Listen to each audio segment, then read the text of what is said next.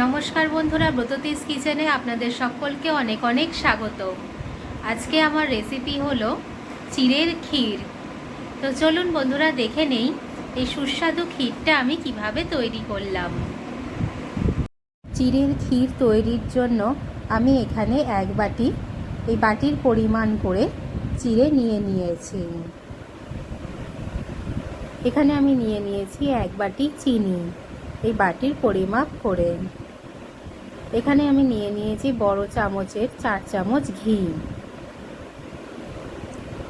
আর নিয়ে নিয়েছি একটা 10 টাকা দামের গুঁড়ো দুধের প্যাকেট। এবার এখানে আমি নিয়ে নিয়েছি 250 দুধ।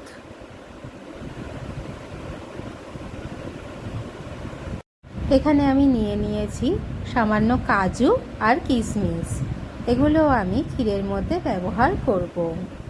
এবার কড়াইয়ের মধ্যে আমি দিয়ে দেব 1 চামচ ঘি। ঘিটা একটু গরম হয়ে গেলে এবার আমি এর মধ্যে দিয়ে দেব কাজু আর কিশমিশ। এটা দিয়ে আমি সুন্দর করে নেড়ে নেব, খুব সামান্যই ভেজে নেব কাজু আর কিশমিশটাকে। এবার ওই ঘিয়ের মধ্যেই আমি চিড়েটা দিয়ে একটু ভেজে নেব। খুব বেশি লাল লাল করে ভাজবো না, সামান্য ভেজে নেব।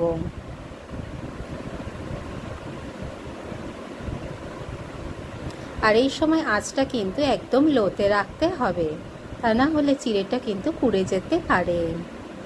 দেখুন বন্ধুরা, চিড়েটা ঠিক এই রকম ভাজা ভাজা হওয়া চাই। আর এরকম ভাজা ভাজা হয়ে গেছে। এবার আমি এটাকে নামিয়ে মিক্সিতে দিয়ে গুঁড়ো করে নেব। দেখুন বন্ধুরা, গুঁড়োটা বেশ সুন্দর মিহি গুঁড়ো করে নিয়েছি। একদমই মিহি গুঁড়ো করতে হবে। এবার কড়াইয়ের মধ্যে দিয়ে দেব দুধ। দুধটা দিয়ে সুন্দর করে একটু ফুটিয়ে নেব।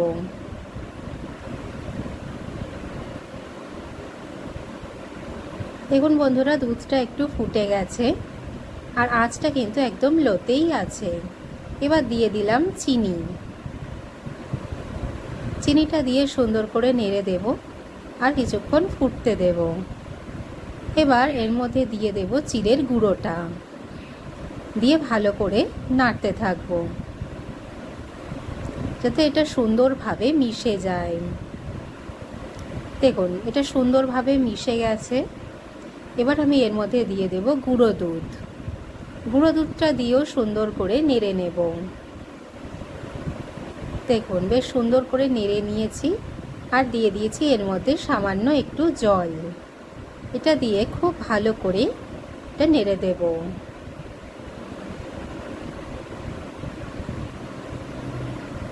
এবার আমি এর মধ্যে দিয়ে দেব আগে থেকে ভেজে রাখা কাজু আর কিশমিশটা। এই যে কাজু আর কিশমিশটা আমি এর মধ্যে দিয়ে দিলাম, দিয়ে ভালো করে নেড়ে দেব। এবার দিয়ে দিচ্ছি সামান্য ঘি, মোটামুটি 1 চামচ মতো, দিয়ে ভালো করে নেড়ে নিলেই কিন্তু রেডি হয়ে যাবে চিড়ের ক্ষীর।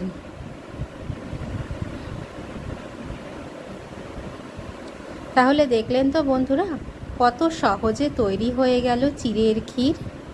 এবার আমি এটাকে রেখে দেব 10 মিনিটের জন্য রেস্টে। দেখুন বন্ধুরা, সুন্দর চিড়ের ক্ষীর তৈরি হয়ে গেছে। এরকম নিত্য নতুন রেসিপি পেতে আমার চ্যানেলটাকে লাইক, শেয়ার, সাবস্ক্রাইব অতি অবশ্যই করবেন। পাশে থাকা বেল বাটনটাও অন করে দেবেন। যখনই আমি নতুন ভিডিও দেব আপনারা দেখতে পাবেন। সকলে ভালো থাকবেন। ধন্যবাদ।